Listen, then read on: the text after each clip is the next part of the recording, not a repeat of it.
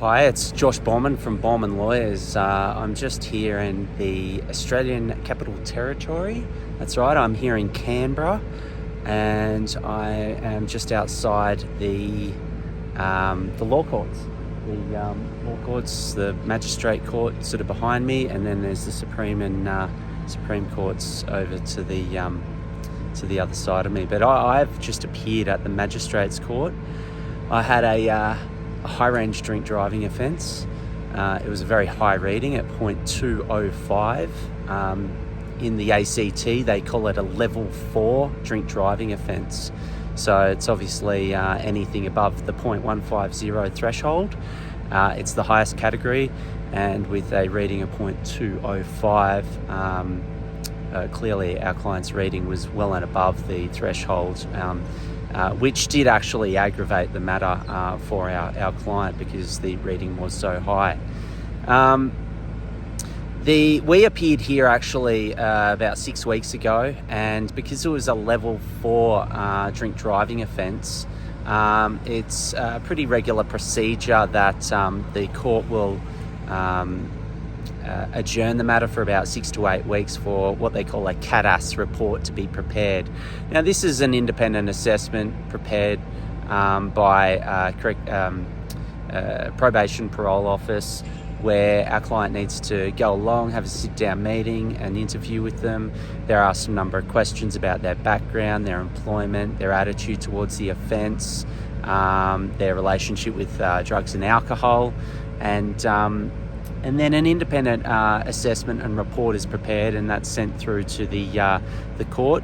It's also the person is assessed when they have to do a mandatory alcohol interlock period, which being a level 4 drink driving offence, our client is required to do that.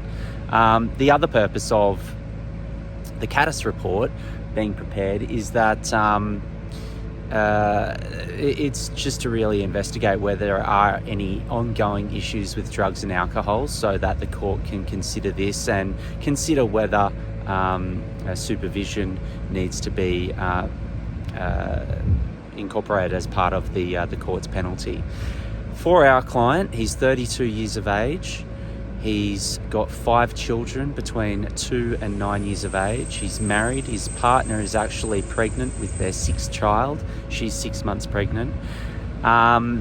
He's previously worked in the armed forces, and then he has worked in youth detention. And just prior to this offence occurring, he had applied and gone into corrective services. He did the right thing. He was full and frank, open and honest about his offence to his employer, and unfortunately it kind of backfired in his face. They stood him down without pay, and so the fallout from this drink driving incident has been quite significant. He's basically on notice. He may lose his job. He's given a proposed termination, a notice of termination. So it has had a devastating fallout for him, and it's affected his family, and there's been significant extracurricular punishment in relation to the fallout from this matter.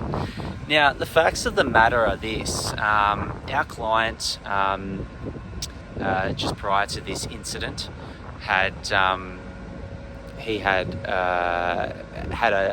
quite a large argument with his wife in the days leading up to the incident. She'd asked him to leave the family home, and then he went and booked some Airbnb accommodation. On the night of the offence, his friends knew that he was down and out, and they invited him to go for some drinks at a venue in the CBD. He agreed to do that. He was put on a brave face, but deep down he was emotionally quite hurt and upset. But this is what prompted him to drinking such a significant amount of alcohol. He ended up consuming 6 or 7 full-strength beers, 2 shots of vodka between about 10 p.m. till 3 a.m. He'd parked his car in the CBD, It was in an unsecured area, and probably due to his level of intoxication and his emotional state, he went back to his car to relocate it within the confines of the CBD to a more secured area. He had literally driven about 100 metres down the street before police saw him swerve on a corner, and as he was making a turn, they pulled him over, subjected him to a breath test, and the .205 reading was recorded. So he has been off the road ever since the offence in the middle of April.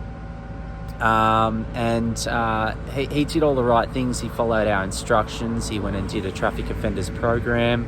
He got some good supportive letters from his wife, his former employer.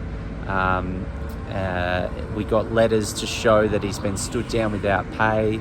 We got a Google Map printout just to show the limited distance that he had driven, a letter of apology from our client. There was the CADIS report, which was very positive, and it sort of highlighted and confirmed everything that we were saying in our case about our client. We were very concerned that due to the high reading that the court would struggle to give him the minimum disqualification. However, the magistrate today was persuaded to put in place the minimum disqualification, which was 9 months. That was backdated. And instead of giving him a fine, he was put on a good behaviour order. And this is in lieu of a fine because obviously the court felt somewhat sympathetic due to his financial situation and his financial obligations to his family. He was convicted. He was always going to get convicted for a level 4 drink driving offence, and he is required to do a mandatory alcohol interlock program for a period of 6 months. I do believe there is a application that can be made after serving half of the court-ordered disqualification to put in place the interlock program on a probationary licence for a period of time.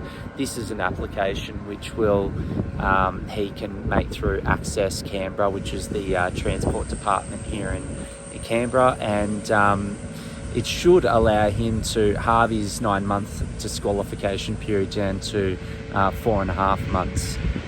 So this is something he's going to look into and investigate. It will allow him to get back on the road a lot quicker, and hopefully salvage his position with the ACT Corrective Services.